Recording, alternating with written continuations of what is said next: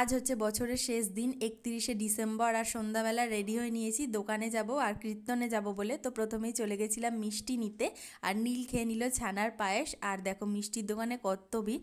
পরের দিন যেহেতু 1 জানুয়ারি, তো বছরের প্রথম দিন ঠাকুরকে মিষ্টি দিয়ে পুজো দেওয়া হবে তার জন্য। আর তারপরে বাতাসা কিনে চলে গেছিলাম মন্দিরে, আর তখন বাতাসা লুট শুরু হয়ে গেছে। দেখো কত ভিড় এখানে।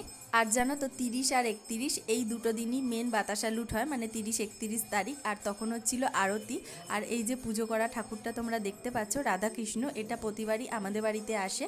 আর আরতিটা তো খুব সুন্দর লাগছিল দেখতে। আর পাশেই দেখো ভোগের কুপন নিয়ে বসেছিল জেঠু। পরের দিন যেহেতু মালসা ভোগ দেওয়া হবে। আর কীর্তনে কিন্তু প্রচুর ভিড় হয়েছিল, আর ঠান্ডাও কিন্তু পড়েছিল বেশ ভালোই। আর তারপরে চলে গেছিলাম স্কুলে খেতে। আমাদের এই কীর্তন উপলক্ষে এই একটা দিন খাওয়ায় স্কুলে। তো সেখানে দিয়েছিল ফ্রাইড রাইস, তার সাথে পকোড়া, আলুর দম। আর দেখো আলুর দম দিয়ে পুরো ধোয়া উঠছে, মানে পুরো গরম, তখনই সদ্য রান্না করে নামালো। প্রতি বছর কিন্তু ভাত ডালই খাওয়ানো হয়, তো এবারই ফ্রাইড রাইস খাওয়ানো হয়েছিল। আর শেষ পাতে ছিল পায়েস।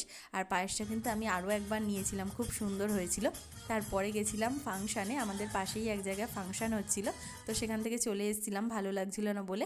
তো বছরের শেষ দিন একটা সেলফি নিচ্ছিলাম সবাই মিলে। আর রাতেরবেলা হচ্ছিল রাস, আর রাস দেখতে কিন্তু বেশ ভালো লাগছিল, খুব সুন্দর হচ্ছিল জানো তো।